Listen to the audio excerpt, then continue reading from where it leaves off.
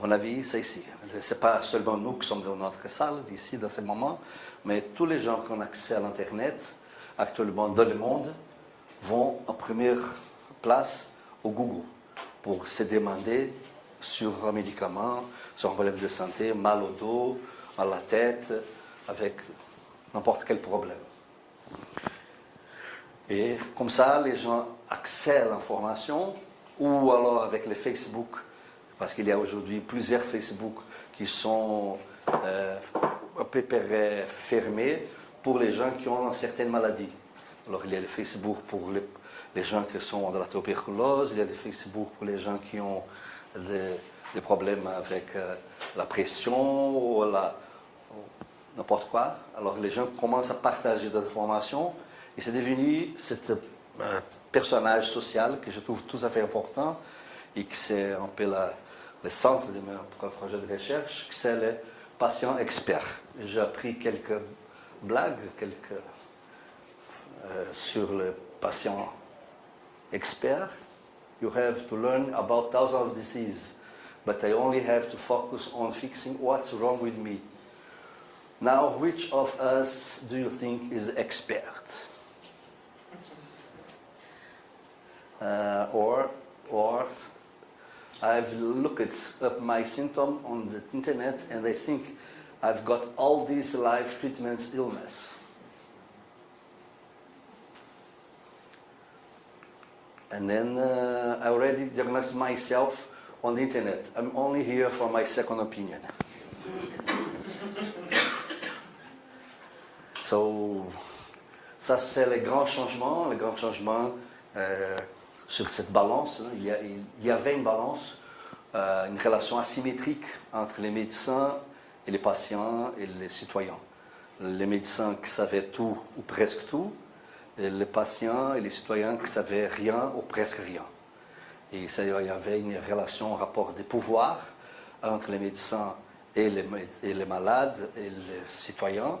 Et maintenant, grâce à l'Internet et l'accès à l'information, au partage d'informations, cette balance est en train de bouleverser. On ne sait pas ce qui va se passer dans le futur proche.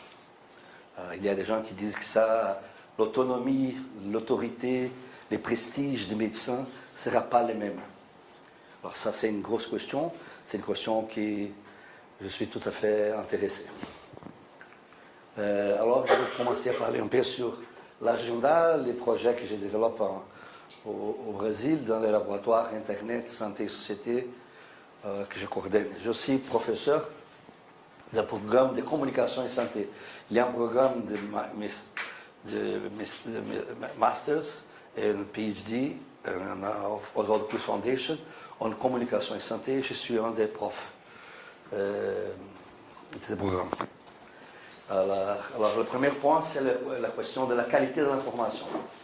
On a lu cet article publié dans la JAMA en 2002, où c'était une révision systématique, où ils ont essayé de trouver comment faire l'évaluation des qualités d'un site Internet de santé. Alors, c'est publié en 2002. J'ai dirigé une mémoire de maîtrise avec mon élève qui s'appelle Rodolfo Pimenta.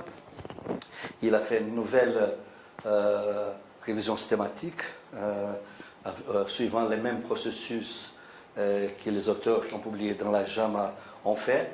Et Rodolfo a actualisé. Il a fait de 2002 à 2015. Et ce premier article a publié jusqu'en 2002. Alors on a fait une actualisation. Et on est arrivé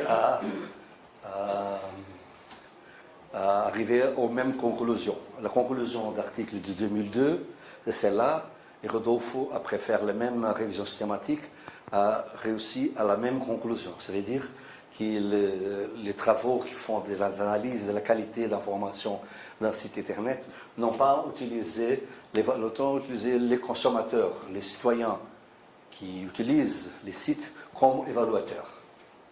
Et aussi pas utiliser les experts qui aussi utilisent. En général, ce sont les chercheurs qui font la recherche, qui font l'article et qui publient dans les journaux où ils travaillent, où ils sont intéressés. Par exemple, il y a des articles qui parlent sur le problème des chirurgies cardiaques. Alors, ce sont faits pour des cardiologistes qui publient ça, qui analysent les sites internet et cardiologie, et aussi qui publient dans les journaux de cardiologie. Alors, c'est eux pour eux-mêmes. Ça, c'est la grande majorité. On a fait une expérience différente. On a essayé parce que nous sommes cet laboratoire qui est dans un centre d'attention primaire.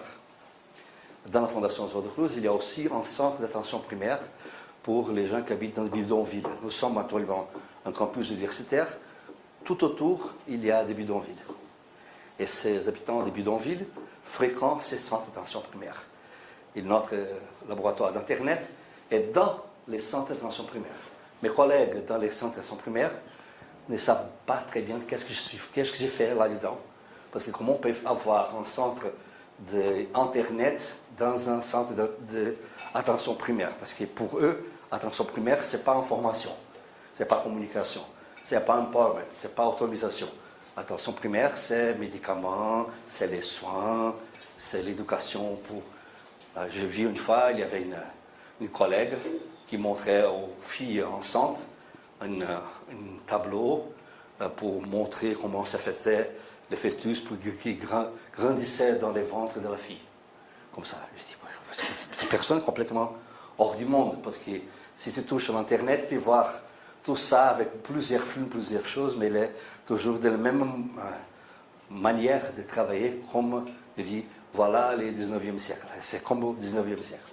Alors, dans ce centre d'attention primaire, j'invite les habitants pour être, eux, les évaluateurs. Et aussi, j'invite les professionnels qui travaillent dans l'attention primaire pour être, eux, les évaluateurs, à la place d'être nous, les évaluateurs. Et voilà nos élèves, nos collègues qui sont habitants des bidonvilles pour discuter chaque critère, chaque question d'évaluation, comment on fait ça.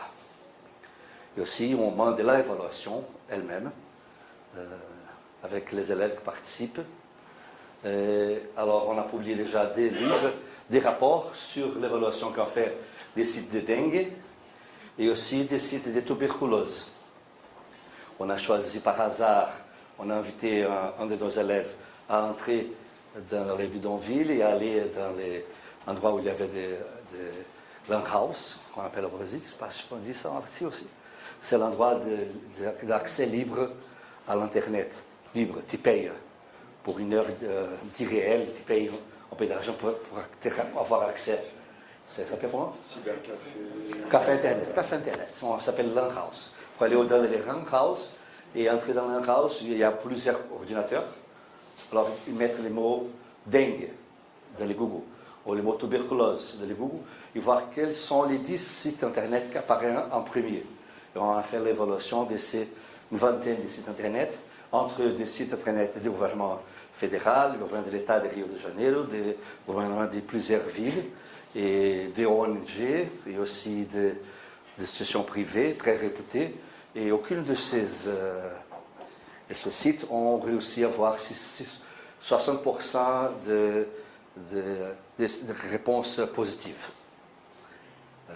Un très bas niveau de conformité, parce qu'on dit ça en français. Alors c'est le bas niveau de conformité. On a invité un de ces sites de tuberculose, que c'est les sites du ministère de la Santé du Brésil, pour qu'ils fassent alors les changements. On a montré tous les aspects qui étaient faibles dans les sites.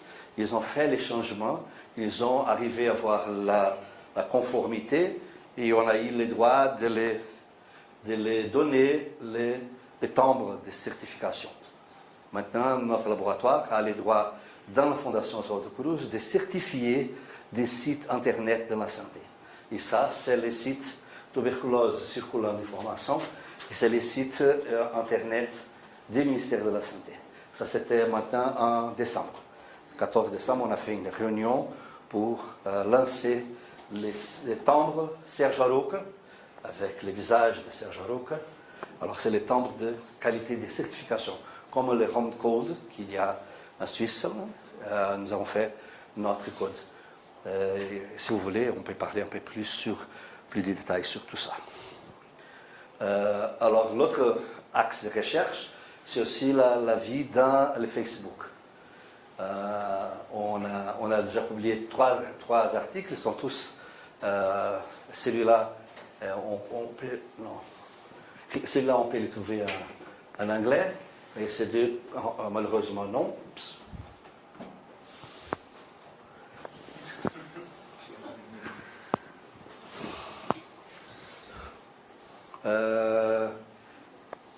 C'est bon. Ça, c'était une élève de nutrition on a vu l'anorexie comme style de vie dans un site.